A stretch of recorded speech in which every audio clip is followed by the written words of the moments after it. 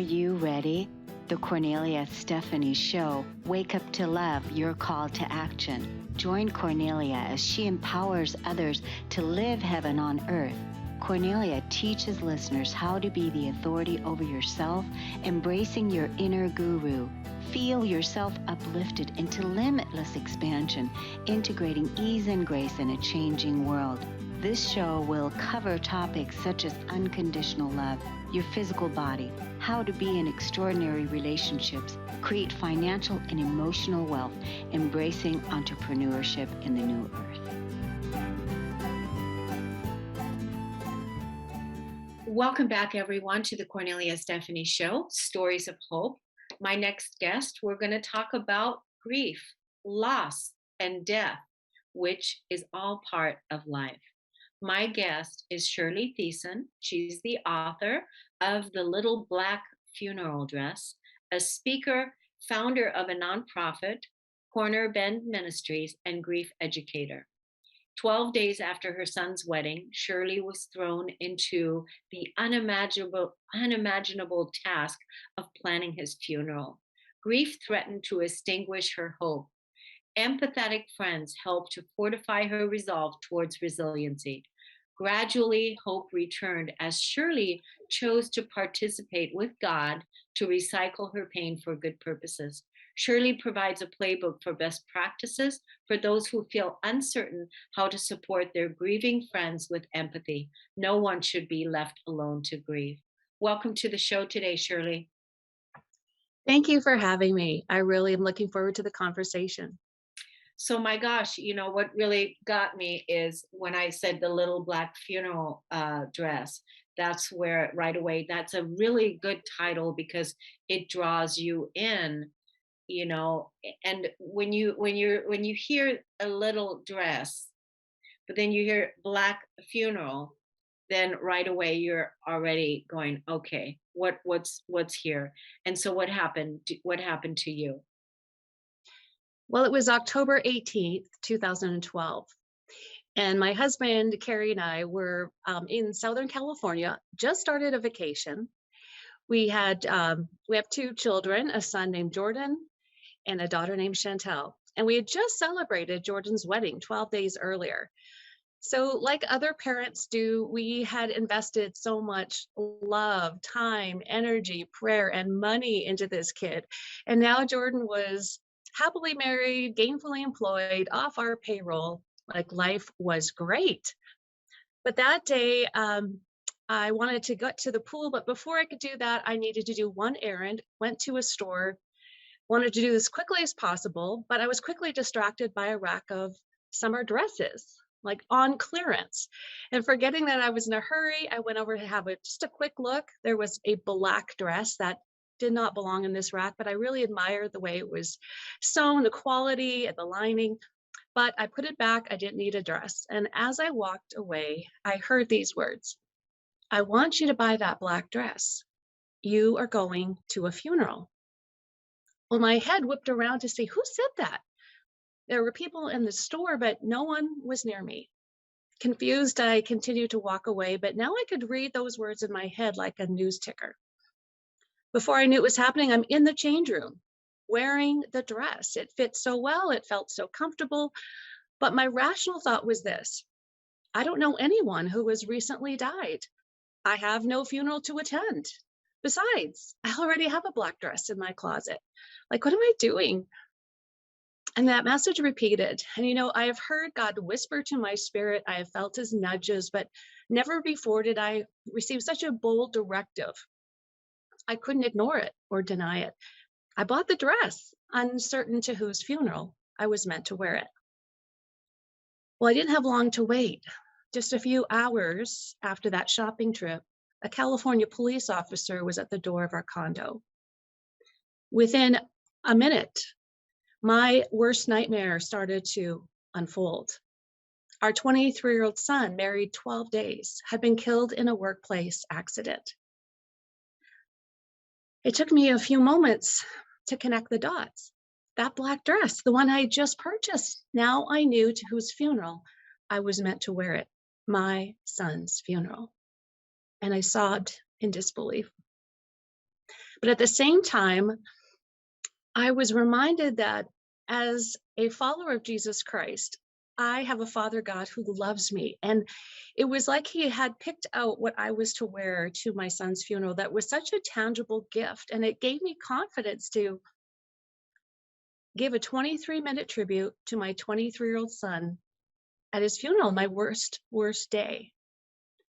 And I realized later too, as I kind of fell into this crisis of faith, because as the fog of grief starts to lift, you realize, wait a minute, this is permanent until heaven. Like I will not see my son again. And it just felt so wrong. Like losing a child is so out of order. It's something we never anticipate.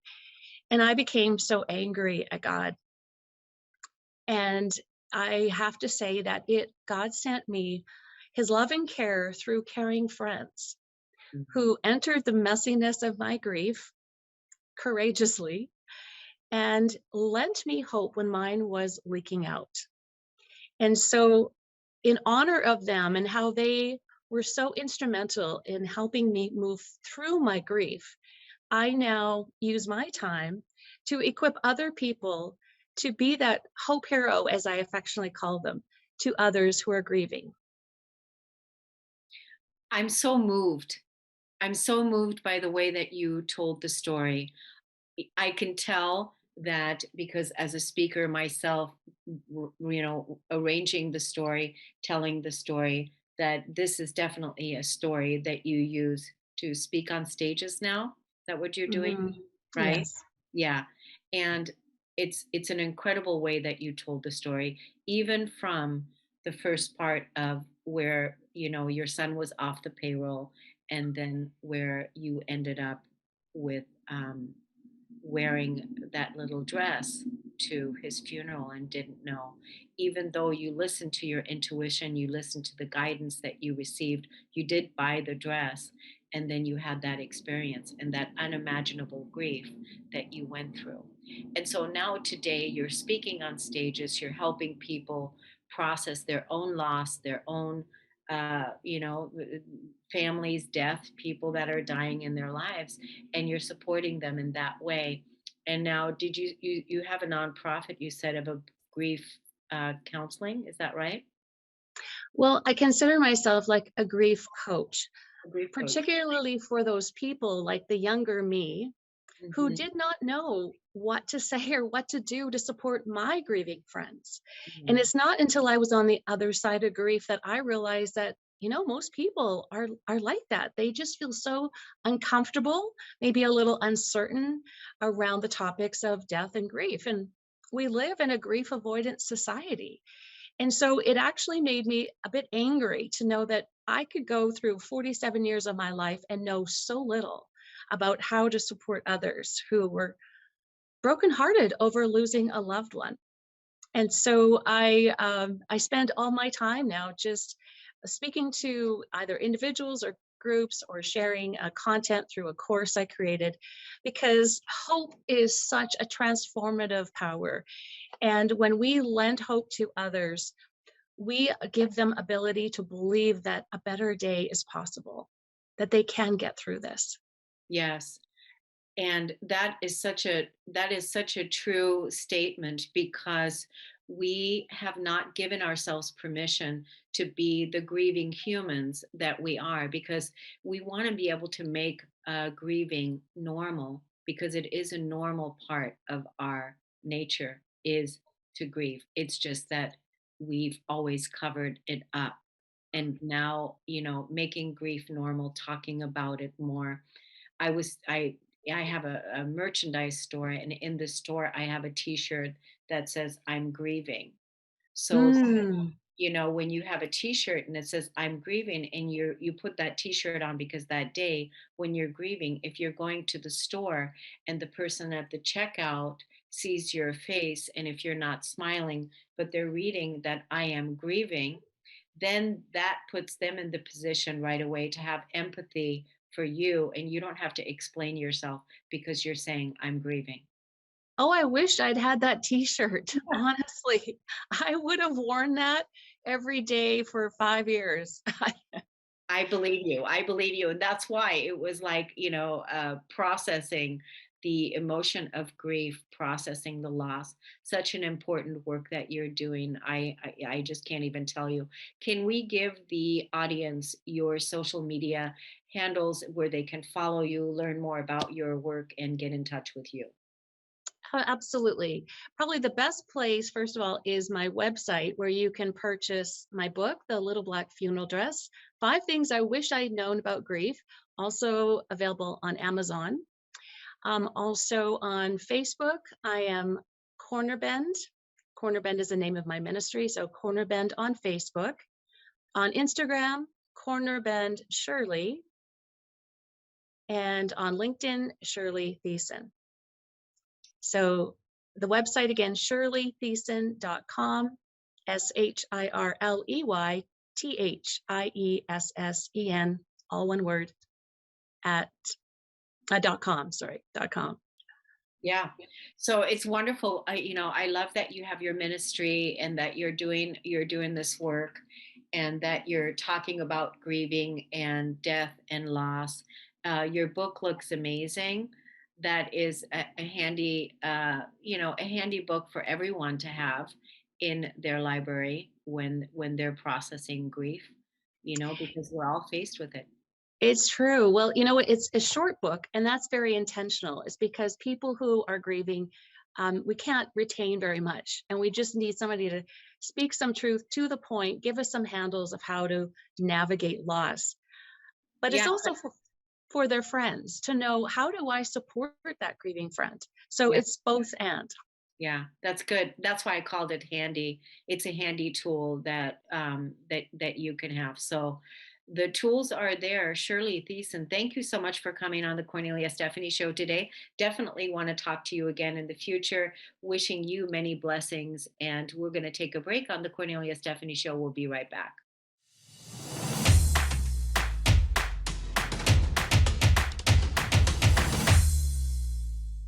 Welcome back to the Cornelia Stephanie Show. I'm going to introduce us to our next guest. Sandy Kruse is passionate about alternative wellness. She's a podcast host, a holistic health practitioner, a biohacker, and an aging well advocate at 52 years of age who began a new career almost 3 years ago. Sandy holds a bachelor's degree in English literature and at 49 graduated with a diploma in holistic nutrition from the Canadian School of Natural Nutrition. Sandy explores alternative means for healing and wellness and shares them with the world through her podcast and her social media presence. Welcome to the show today. Thank you so much for having me, Cornelia. I'm so happy to be here. Yes, it's so great that we're talking about wellness and holistic health and everything related to transforming our lives. And, this sounds like this is something that you're doing in your life and you're helping others transform as well. What got you started in this journey? It's a long story, so I'm going to try and cut it short so it's not too long. But really, it started with the demise of my health, but it actually began way sooner. It happened after the birth of my second child. And I had some symptoms of thyroid issues, but many years passed and they were never really looked at, never really assessed. And then my daughter, at the age of 5, was diagnosed with cancer, and she had a soft tissue sarcoma. And that was when everything culminated. All of the health issues culminated. And her and I actually had surgeries almost exactly 1 year apart. I had my thyroid removed due to thyroid cancer 1 year after my daughter's diagnosis. And after that, it was really even more of a tragedy, I guess. My husband coded in the hospital and I was searching for answers, and he's okay now, and they're both okay, and I'm okay, and we're all okay, which is amazing. But what happened was, it was 3 years of a snowball effect. And I was constantly trying to figure out why did this happen? And at that point, I wasn't able to have the straight answers. So I started to seek other ways. I actually saw a feng shui consultant. I'm like, is this energy? Is my house cursed? What's going on? I actually saw a shaman. And then I saw other people in the wellness space to try to build my health back up again. And that's when I really turned to biohacking, because conventional medicine was just not working for me anymore. And I started researching and reading. I read the book Stop the Thyroid Madness. And I don't know if anybody's ever heard of that. That's a great way to educate yourself if you have thyroid disease. Because once my thyroid was removed, I wasn't feeling like myself anymore. So I actually was consulting with my endocrinologist and saying, you need to add T3 to my medicine. You need to help me, because my adrenal glands were so flattened that I wasn't able to convert the T4 to the active T3. So I was really unwell. And it's funny because you talk to so many other people with thyroid disease and like, I just took a pill and I was fine. And I'm like, that wasn't my case. And that's not the case with a lot of midlife women. And so I started IV therapy. I started trying out different ways to eat. I started to actually just test the waters in everything. I actually started to consult in feng shui because I was so fascinated with the energy that you can actually have around you and around your home. And when I saw a shaman, she was actually the one who really helped take me from a victim consciousness to a creator consciousness. I think that right there is one of the most important parts of this puzzle. When individuals' health suffers, and you have to go through it. You have to go through that victim consciousness, but sometimes we need help to have us kind of pull ourselves out of it again. And she's the one I actually really thank for my path now, because I was 41 back then when I had my thyroid removed. And at 46, I went back to college. I'm like, I got to help other people. I need to help others advocate. And, it was just such a huge passion of mine that I'm like, I got to do this. So I graduated at 49 and I opened up my own practice right away, got my podcast started right away. And now I'm 52 and going through menopause without a thyroid. And that's a whole other challenge, but I'm doing okay. And my passion in life is to say, listen, sometimes when we do hit rock bottom, it's a sign, a bigger sign that, our path is meant to change. We're meant to do something different. And so that's where I'm at right now. Do you also feel that everything that was going on with your family, yourself, your daughter, your husband, you said it was a daughter, right? Yeah. Yeah. Do you feel that everything that was going on health wise for the unit, the house, that it was all geared to get you to start looking at your own creation and taking the reins on your own healing for the unit, for the family, mama leading the way? Cornelia, I'm going to say 100%, because I feel that women who, and listen, there's women who birth children, there's women who don't birth children, and some can and some can't. But often when we do have children, we set our lives aside, and it's almost like we forget who we are or who we were. And all of that can come back if you're open to it. Right. And so now that you have healed the unit, now that you've taken the reins on your healing and you've moved beyond it, and like you even said, you went from the victim consciousness to the creator consciousness, you, the creator of your life, you're not going to be creating illness anymore, holding suppression, emotional suppression in the physical body, holding on to things. You're going to be, feng shui was a big piece for you because Yeah. you're using it to clear things out and let things go, and feng shui the room, feng shui the body, releasing all the old things that are no longer serving. Would you say that's true? Absolutely. And I still practice it. I actually just rejig everything for the annual flying stars every Chinese New Year. And I still do all of that because I'm like, I'm not going to stop now. I've been doing it for so long. I got to keep going. Yeah, Right. it seems like that is your ceremony. It's also a practice. It's a ritual of something that Yes. is, that you're using. And I love that type of ritual, that type of energy. When we've really got it, where we understand that we're the creators of our reality and that we can take the reins on our healing and that we don't have to be the victims here and give our power away to the government or the pharmaceutical or this or that or this or that. Yes, it's called autonomy, right? In everything, in body and mind and in spirit, Yeah. spirit and soul, right? Yeah. And, here you are helping others now with your work, with your podcast, with, working with individuals. Do you see clients online or how do you work with people? Both, but of course, during COVID, it was when I really started to see a lot of clients and everything was online. So I've seen clients in the UK. I have seen clients in the US, some local. I can work internationally.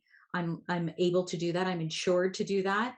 But I've taken a brief hiatus just recently because I'm really focusing on spreading the word in a larger scale, which is my podcast, because Yeah. it's great to help women one on one, but larger scale is always best, right? Yeah, so good. So good. That's why I'm so glad that you came on today because that is my message as well. And podcasting is absolutely a way to have greater impact and also on a worldwide wide level, just by, being with our content and sharing our content Yes, exactly. with the public. So wonderful. Now, do you want to give us some social media handles that we can share with the Yeah, audience? it's Sandy K Nutrition everywhere. So on Facebook, I have a private Facebook women's group for only over 40 women. And that is Sandy K Nutrition Health and Lifestyle Queen, which is the name of my podcast. And I also I'm on Twitter, TikTok, you name it, I'm there. And then I also have a website that is specific for my podcast. It's just sandykruse.ca, and that's spelled Kruse. Okay, yeah, KRUSE. Yep. Sandy, it's such a pleasure to meet you and talk to you. I definitely want to talk to you again. We're going to be reaching out to connect to talk about some guest opportunities that we want to send your way, and then also other things that we can collaborate with. And I just want to say, I've just gone through menopause myself, and Ah, so I'm on the other side of it, okay. and I'm in a good place. Oh, thank God, right? I'm almost there. Almost, I think. I So think. I'm on the other side now. 2 years ago when I was in the middle of it, and when during COVID and all of that, it was like, oh God. And but I'm on the other side of it now. I have embraced this sageness in my space and where I am with my hormones, and it's all good. That's so good. That would be a great topic in itself because, that whole transformation, I talked to my daughter about it. I'm like, we should be talking about menopause way more than we do. Yeah, so we should do that. We should talk about menopause the next time we see each other. We I'd can get love on a that. podcast and do that.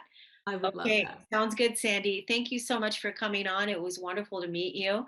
And we're Thank going you. to take a break on the Cornelia Stephanie Show. We'll be right back.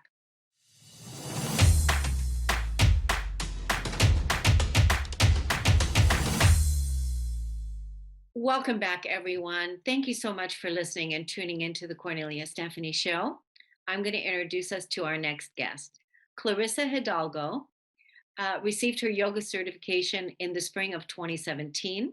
She began practicing after being treated for relapsing, remitting multiple sclerosis in 2010 and experiencing mobility issues in 2012.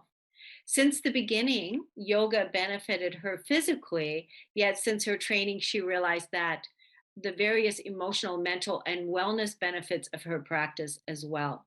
Receiving her BA in psychology from the University of California, Merced in 2012, she was not only able to incorporate and recognize the various benefits of yoga physically and mentally, but tap into the mindfulness and self healing powers as well. So true. Welcome to the show today. The pleasure is all mine. Thank you so much for having me on today. Wow, it's so great. Now tell us where you're from. Where do you live now? Are you still in California? So I am born and raised in California, only left a few times, but I am in the California Central Valley. I live in Merced, and I stayed here. I raised a family here, and we still kind of, we reside here. Yeah, so well, we have frequent guests coming through from California. So I used to live in California, and that's why I lived in Northern California and Southern California. But yoga is a very important healing modality and also very important practice. I mean, ancient for a long time, people have been benefiting from yoga, and obviously, your practice, you becoming certified in yoga and healing yourself with yoga. Are you now healed from the multiple sclerosis?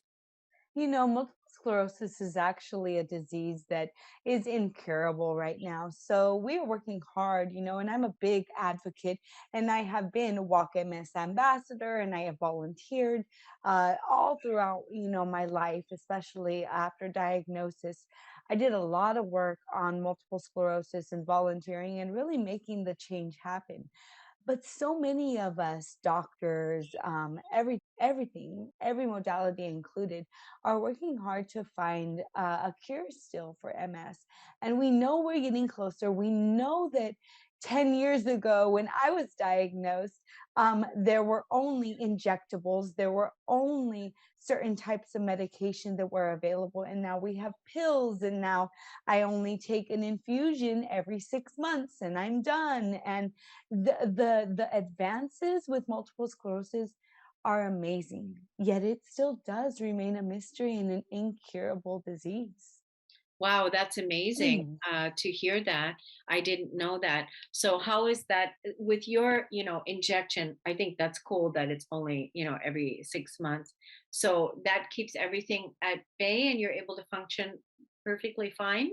So, as you probably are aware of, Cornelia, it's never really a one trick pony, but Mhm. that has been super instrumental to the change in my life, finding the correct modality, finding the correct medication that ended up working for me. Because, like so many individuals with MS, so many individuals with chronic illness, I went through the medications and I tried and I tried and I tried. And I was really feeling like I wasn't going to find what worked for me until I did. And then it was like, the heavens opened up. It was like, once you're able to find what really works for you, whether it's just yoga, whether it's nutrition, whatever the path is, once you're able to get on that, I feel like it really enables you to get the best out of life. And that's when you really start enjoying life with MS and with all of this other crazy stuff that we know we got to roll with the punches on. Yeah. So now you're practicing yoga and you're raising a family. And so what does your what is your messaging? What is it that you're wanting to say to the public, to the audience out there about what you're dealing with, and then also about yoga and nutrition? So it's never too late. It's Mm. something I want to say because I was almost fit for a walker because I was in that waiting room waiting to get that, miracle drug and whatever was going to do it for me, because that's what we do so many times, right? We rely on the thing to be handed to us to make life happen. I remember doing all of that kind of stuff. Yet at the same time, I knew that it wasn't going to be a one trick pony. I knew that the minute I got pregnant, it wasn't about just me anymore. Now I had to take care of my mind, body, and soul for two. And so, the yoga practice was instrumental. The medication was instrumental. The lifestyle change was completely instrumental, but I don't think any of it could have been just done solely at all. Right. That makes a lot of sense, because uh, we talk a lot about how the pharmaceutical industry, has been so abusive towards, Of course. pushing pills on people and this and that. But now I see that, for somebody like you, that it was really it's instrumental to have that support, the right dosage, the right things. But people don't really talk about that in that way. And like you said, it's not just the one thing that did it, it was a combination. And I think you also had to be there mentally. I mean, the fact that you did yoga and took a yoga certification practice, I think maybe that was already also a part that was like really getting your body into alignment with moving and releasing and stretching and letting go and healing. Like I said, it's never been a one trick pony this entire time. And it's really been about what's working for me, because I know plenty of my ladies, plenty of my mamas that don't do medication or choose to do a medication in a certain way that works for them. What I tell them is about advocating for you. It's about finding the right thing for you. And if it's solely yoga, if it's solely nutrition, whatever it is that works for you, your specific lifestyle and the way that you are making things go, basically, hey, so be it. Yeah, it is. It is basically an individual journey, and each person having to, it's not a one size fits all. It's each individual journey having to find what works for them.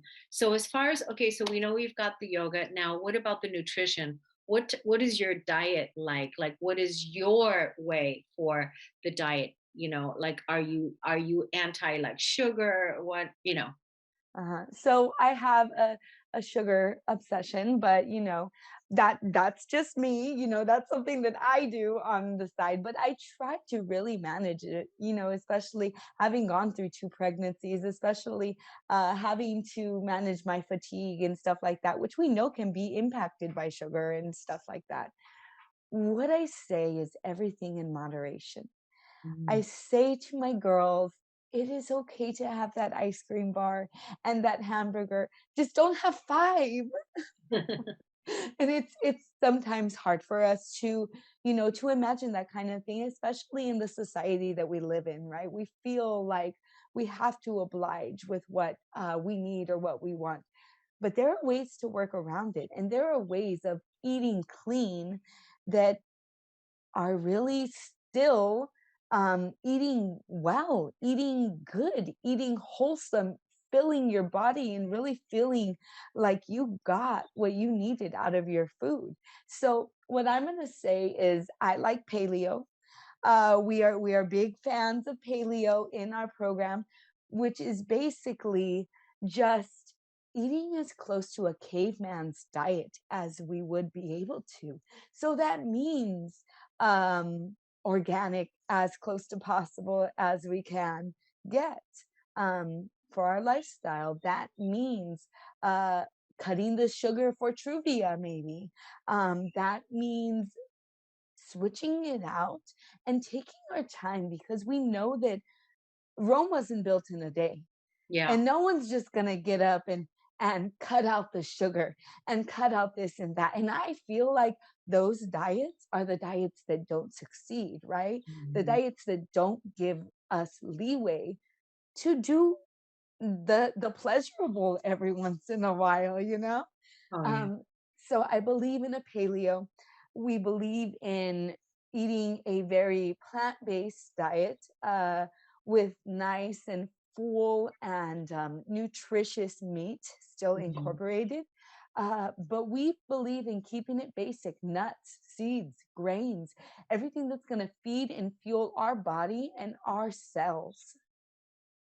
Yeah, that's really good. I mean, this is a whole new way, right, of empowerment with your nutrition, with your healing, with your yoga practice. It's just a lifestyle change. But like you said, keywords, moderation, keywords in moderation, finding what works for you. It's not a one size fits all. Finding what works for you. Even, the yoga, maybe it's not yoga, maybe it's Tai Chi, maybe it's walking, maybe it's lifting weights, but whatever it is that works for you, what you enjoy doing. I remember when I started practicing yoga back in 2009, I think it was, and I was so in love with when I started practicing yoga that I would literally be willing to run out of gas driving to the yoga studio. If I Oh, to you make it know. there in time, I would be, like, if I didn't have enough time to stop at the gas station and the needle is low, I would be willing to run out of gas to get to my studio to practice. Well, as long as you're a AAA member, that doesn't seem to be a problem too Yeah, much. But exactly. I completely get that. I completely get that it's all that it's whatever it takes. And it's so funny that you talk about your beginnings and your beginning practices, because when I first began yoga, I remember holding onto walls. I remember spider crawling to get places, and I remember falling and really feeling debilitated and not the most confident in my practice. So I'm here, I am proof to say it's hard and it's not gonna be for everyone, but try it and put that effort into it and see what you get out of it, because there are different types of yoga for everything. And as an accessible yoga instructor, having taught to people in wheelchairs, having taught to fibromyalgia patients, having, dealt with all sorts of issues and things, I can definitely say there's a type for everyone, whether it's chair yoga, whether it's vinyasa yoga, and also I myself have been through different stages of yoga in my life. So there have been the prenatal stage, and then there was the recovery afterwards to gain my body and mind back. And then there was the vinyasa practice to try to gain my fitness back. It's all relevant. It really is. Yeah, it's just a matter of beginning, finding a place to begin, and you're setting the invitation for people to embrace and look at yoga as a lifestyle that they can easily integrate into their life, and then start practicing yoga for life, because it's going to also, extend your life force energy and longevity as well, because it is uh, natural healing. It's good to move the body. And really practicing yoga, I remember, was a wonderful, not just moving the physical body, but it got you also involved in looking at the inner journey as well. Looking at, like, what is your body showing you today? What is it signaling to you now? So those are all great key insights into yoga. Yes, I completely agree. Yeah, so let's give the audience your social media handles and let everybody know where they can follow you and take a look at, the work that you're doing. Yes, yes, please. So, Multiple Sclerosis Mamas is the handle where you can find us at Multiple Sclerosis Mamas on Instagram. We have a Facebook um, page. We have a private Facebook group, which is where you can find our community of MS Mamas. We are over 1,000 strong. We are all women, all ladies living with multiple sclerosis, whether a doggy mama, auntie mama, it's all relevant. We all deal with the same kind of struggles. And so we invite all of our women there. And also, you can sign up for our upcoming live webinar anytime.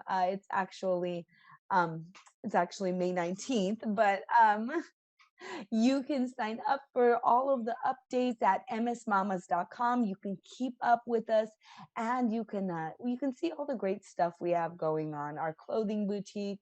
You can see our private Facebook group. Like I was saying, we just have plenty of good stuff. Yeah, I think that's wonderful. And also you're a wonderful role model to your children, about what happens, in life, and how resilient we can be and what we can do to, make our lives better and take better care of ourselves. So I really appreciate you coming on to the show, Clarissa. It was an honor and a pleasure to meet you. And I want to thank everybody for listening to the Kornelia Stephanie Show, and we'll see you all again next time. Take good care, everyone. You've been listening to the Kornelia Stephanie Show, Wake Up to Love, your call to action. Tune in each week on Transformation Talk Radio. Kornelia's joy is to engage others in practical ways, showing us how to live in the new earth in harmony with our true nature. For more information on Kornelia and her extraordinary work, or to listen to past shows, go to her website at korneliastephanie.com.